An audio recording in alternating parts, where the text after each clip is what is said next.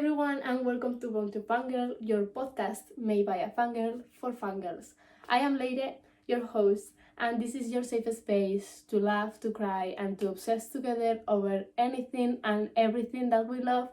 Because let's be real, I can't like anything without being a fan of it. Today, I'm so sorry that you have to see my face so close. I'm usually over there in the back, but my mic decided to stop working, so I have to do this without a mic. So yeah, let's do it. So by the time that you're watching this, the new Stranger Things season and the final one will be already out. So you have to watch this episode and then you can go ahead and watch the new season. So that's why this week I wanted to talk about Stranger Things. The thing is that I'm filming this on a Tuesday, and the season comes out on a Thursday for me. So I can't really speak about what's going on in the series, but I can talk about all the fan theories that I have seen online. So once the whole season is out, we will talk about it, because it's coming out in 3 different parts.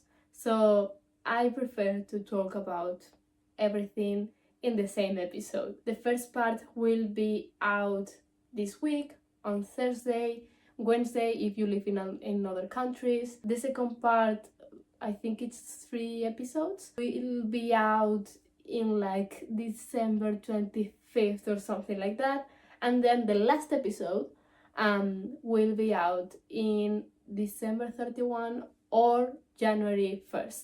Depends on where you live. This is my way of saying goodbye to Stranger Things.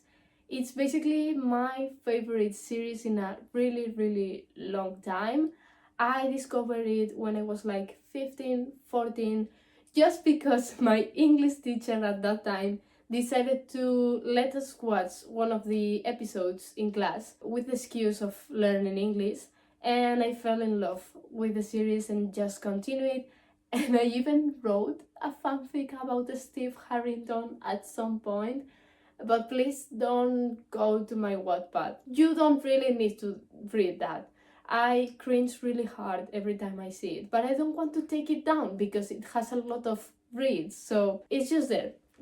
We're going to ignore it. So yeah, first of all, thank you to my English teacher, Carlos. If you're watching this, I love you. I discovered Stranger Things thanks to him, and I became totally obsessed with it. And after nearly a decade or even more, I'm not sure at this point, of Demogorgons, Mind Flyers, and my love of Steve Harrington, we have to say goodbye to this amazing soul.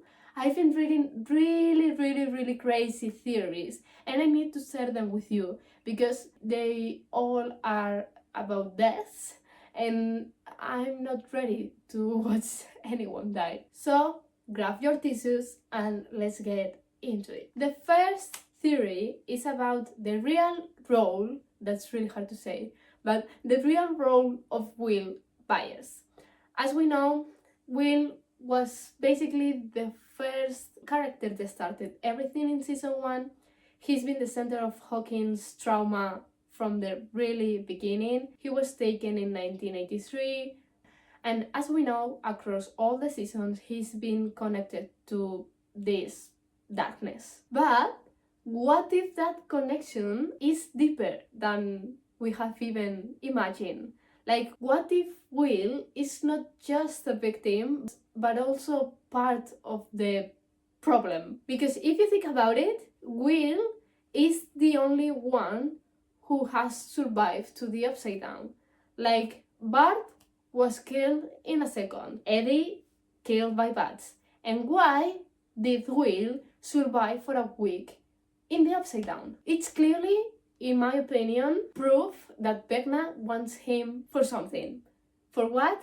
I don't know. But I've been reading that Will might have psychic powers or something, just like 11 and 1. What I wanted to say is that maybe Will survived in the Upside Down for a week because the Demogorgon and the Mind Flyer don't see him as a prey.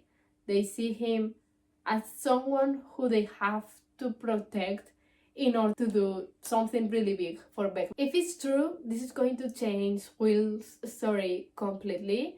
And in my opinion, if Will has some type of connection with Vecna. He might have to die at some point to fix everything. Also, I forgot to say, but if you watch the trailer of the new season, there is like a frame, just a second, where Will is like really tired, and I think it's Mike who is trying to get him up or something. So maybe it's like a way of telling us that he has powers and that he was really tired of using them. I don't know. You choose what you want to believe. So talking about deaths, next death. In season 4, if you remember, Eddie, Nancy, Robin and Steve, I don't know if anyone else was there, but basically they were riding bikes in the Upside Down. If you look really closely, the only bike who had its light on was Eddie's bike. And just a couple of minutes after that scene, Eddie died. And now, in one of the new season's posters, we have Mike, Dustin, Will and Lucas riding bikes. And the only ones who have their lights on their bikes are Dustin and Will. Does that mean that they are going to die? Maybe not, but it looks like something we have to pay attention to. Did you think that that was going to be the last death I was going to talk about? No, I have 2 more. The next one is about 11. From the very beginning, since we met her, 11 has been the protector, the key to everything. You know, she's everything. She opened the first gate. She also tried to close it. So as the show's main hero, I believe this can only end in one of 2 heartbreaking ways. She either dies to save everyone, or she sacrifices her powers to live a normal life. I mean, to be honest, the last one is not like, if they get to kill Vecna and she uses her powers for the last time, but Vecna is already dead, it's not that bad, right? But if we start with the worst possibility, everything started with her being saved by her friends, so maybe it has to end with her saving her friends. What it's very clear is that someone is going to die in this season, and hopefully it's just one person, but for some reason I feel like the Duffer brothers are just planning lots of chaos. That's why we're going to end the death train with Steve Harrington's death. Basically, I don't want to think about this. He's my favorite character. What I know is that possibly Steve's death would be one of the most heartbreaking ones in the whole show. Like, I love his development as a character so much. He went from being so arrogant, the bad boy, to being an absolute sweetheart, the babysitter, as I already said. So the bad thing is that in storytelling, a complete character and someone with such a big change is sometimes reduced to being the hero, you know?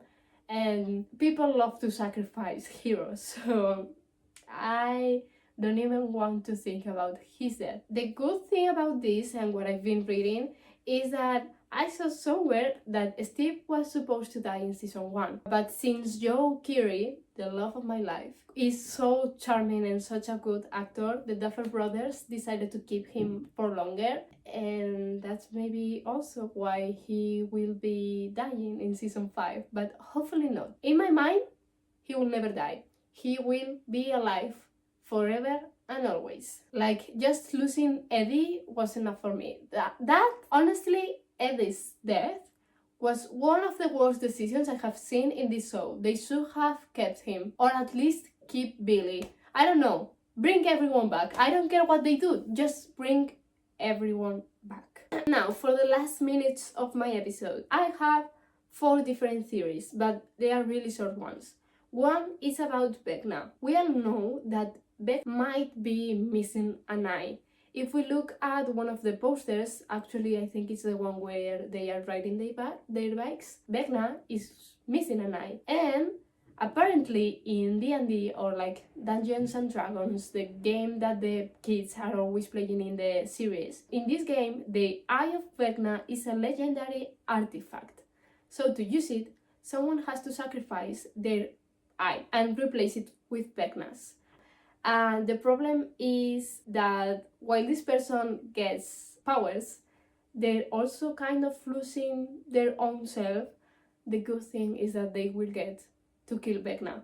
And what I have seen people saying is that will be the one losing an eye and replacing it for Vecna's eyes. Another one of the theories is that the entire series is a book written by Mike after Will was found dead back in 1983. So this was his way of keeping him alive, and as a way to cope with the loss, he wrote a book where he was actually found. So like the 5 seasons of the series symbolize the 5 stages of grief. I really like these endings where you finish watching something and you don't really know what's going on, you know, like everything is so confusing. So this would be a really good one. Another theory is that Karen Wheeler, so Mike's and Nancy's mom, is Henry's or Vecna's sister, because Victor Creel said that his daughter was in a coma. And when we were shown that Henry killed his family,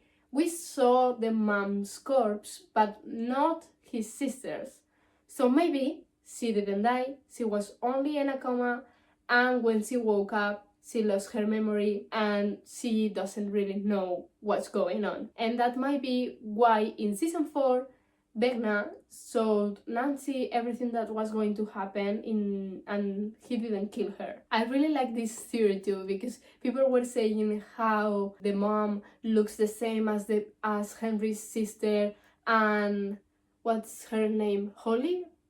I think it's Holly. And how Holly, Mike's sister, looks like Victor Creel's doctor when she was young. So it was absolutely crazy. And the last theory is actually one of my theories. I've seen some people mention it online, but not as much, and it's kind of like a spoiler too, so if you don't want to listen to it, I'm fine with it. But basically in season 3, when Steve and Robin are like drunk and watching a movie in the cinema, they are watching Back to the Future and they mention it like a couple of times.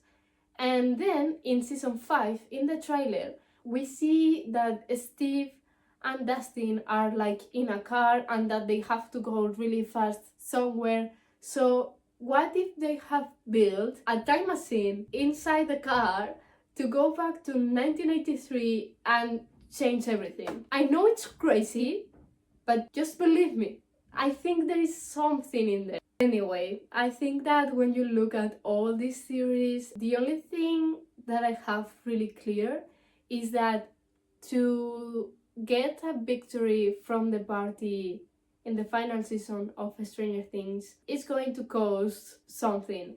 I don't know if it's going to be someone dying, if maybe Hawkins is going to be absolutely destroyed, or if maybe everyone is going to stop talking to everyone. Maybe Eleven will lose her powers, maybe she will have to tell the rest of the town her true identity, or maybe it was all a lie. I have seen people saying that maybe the whole show was just the kids playing a round of Dungeons and Dragons. So I think either way we're going to be surprised. I would really love to hear from you.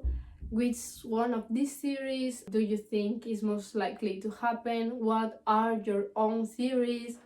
Or who do you think is going to die? Or no one will die? Everything is a lie? I just want you to share your thoughts in the comments if you're on YouTube, on my social media, wherever you please. We will be back next week with a new episode and it's going to be a really exciting episode because I am so nervous.